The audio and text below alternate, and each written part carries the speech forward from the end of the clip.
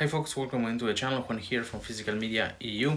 Today we have another review of the BFI release for Akira Kurosawa's Seven Samurai. Hello again and thanks for tuning in for another review, in this case BFI's release for Seven Samurai directed by Akira Kurosawa. But before we start, I would like to invite you to subscribe to the channel if you're interested in physical media, especially Blu-ray reviews, and also soundtracks on vinyl. You can also find me on Instagram with the same handle, Physical Media EU, where I post little pictures of all the items that I review, so you're welcome to follow there as well, and you can find photos from all the previous reviews. With that said, now we can begin taking a look at the presentation of this release from BFI, British Film Institute. And here is the back of this J card. So now if you want to read that text, it's a good time to pause the video. And if I remove the J card, it's just black, and here is the spine. So an important thing to see here is that the Blu-ray is region B locked, so that's something to keep in mind. Now, included with this release, there's a poster, which is double-sided.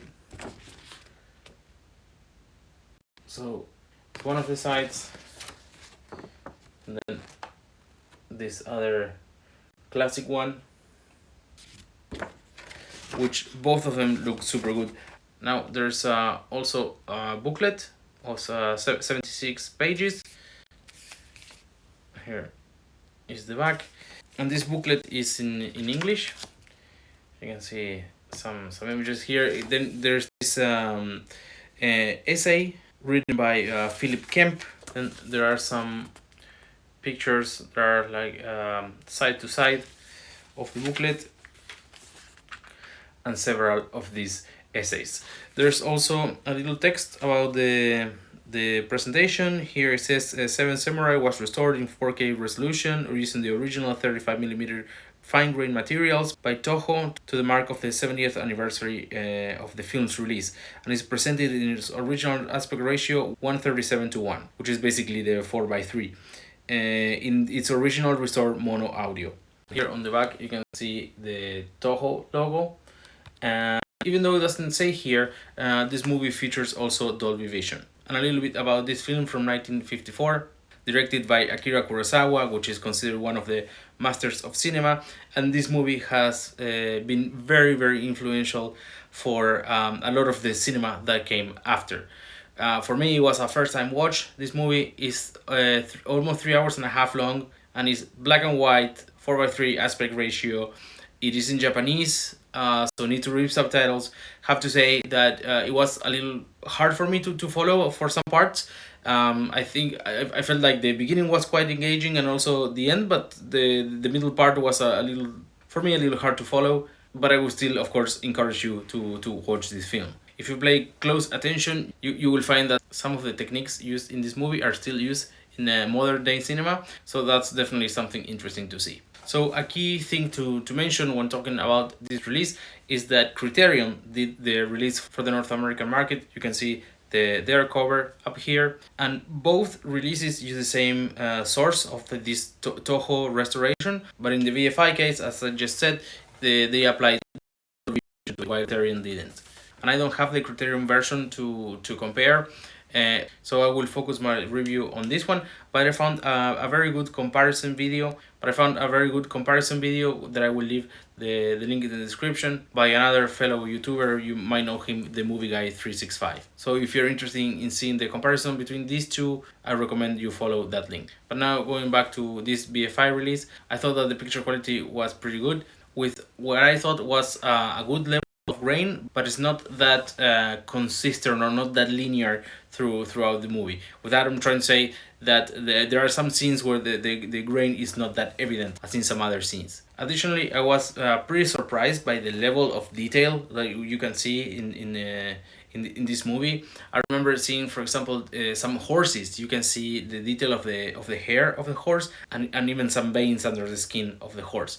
That level of quality, I was like pretty surprised by. And with the Dolby Vision treatment, I thought that the contrast, because this movie is black and white, the contrast between the brightest parts of the screen and the darker ones was quite big, and the dark is pretty deep. So in my opinion, it looked pretty well. Now moving on to the bonus features. Now hold with me because it's a long list. Oh yeah, here is mentioned that the presentation is in Dolby Vision, but it also says audio commentary by film critic Adrian Martin. Then there is this documentary called Akira Kurosawa, It is Wonderful to Create. If I'm not wrong, this documentary is also present in the Criterion release, but Criterion has some exclusive stuff that is not present in this release. With that said, there's also audio commentary that is present in this one that is not in the Criterion one. Then Philip Kemp's selected scenes commentary from 1999, that's 20 minutes long. Then The Art of Akira Kurosawa, that's 50 minutes long. Then another one called My Life in Cinema from 1993, that's 116 minutes long. And then there is the original theatrical trailer, also the trailer for this version of 2024, and also an image gallery. Now for the Blu-ray case, here we have the original cover. Here is the back. Now if we open this up, here we have some postcards we will review now. This is the 4K disc, and here is the Blu-ray disc with the bonus features. So let's take a look at these postcards, which all of them have the same background. So let's check them out one by one. I think these ones are actually very nice.